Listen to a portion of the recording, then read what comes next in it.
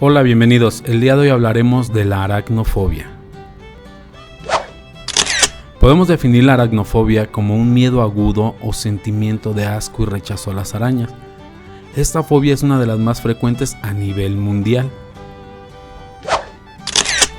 Esta se presenta aproximadamente en el 75% de la población mundial y representa el miedo o repulsión a las arañas.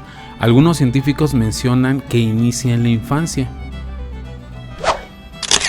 Para continuar hablando de la aracnofobia, hablaremos de las dos teorías más importantes. Dentro de una de ellas, los investigadores científicos mencionan que esta afección o esta fobia aparece durante la infancia, principalmente cuando el menor de edad o el infante se ve expuesto a alguna situación peligrosa que involucra arañas. La otra teoría mantiene que esta se transmite por medio del ADN, sí, la información que se aloja en nuestro ADN y que pasa de generación en generación, mencionando que posiblemente nuestros antepasados hayan sufrido alguna situación traumática o incluso algún deceso por culpa de una araña.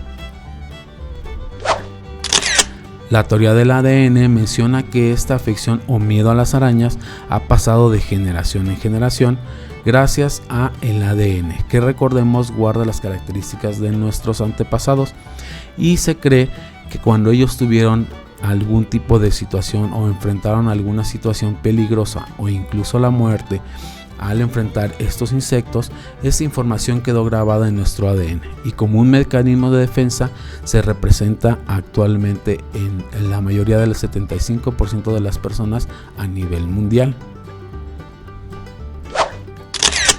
Para investigar más sobre la aracnofobia se realizó un estudio científico que se publicó en la revista Frontiers of Psychology, que midió la ansiedad que presentan los bebés que son expuestos a las arañas y observaron las distintas reacciones que estos presentaron.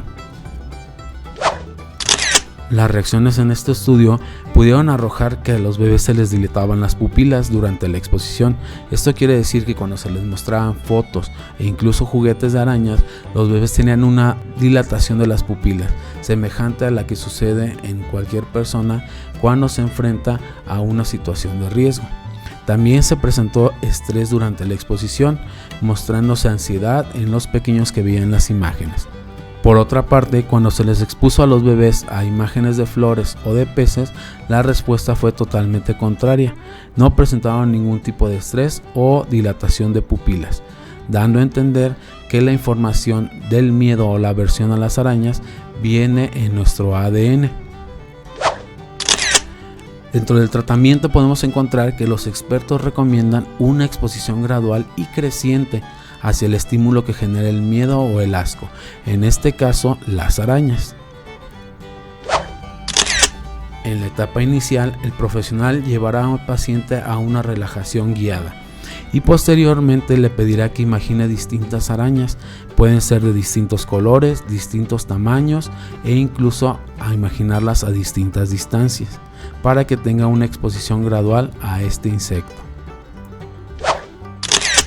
En una segunda etapa, el profesional le mostrará imágenes o videos de los insectos que le generan la aversión o la fobia, y posteriormente, durante la tercera etapa, al paciente se le mostrará una exposición en vivo donde puede ver una araña cautiva y podrá observarla para ver qué reacción es la que tiene. Como parte final del tratamiento, al paciente se le puede sugerir que atrape una araña, donde él podrá estar en contacto con su medio y le ayudará a superar el asco o el miedo que le tiene a estos insectos. Muy bien, hemos llegado al final de este video, espero la información te sea útil y nos vemos en un próximo video. Hasta luego.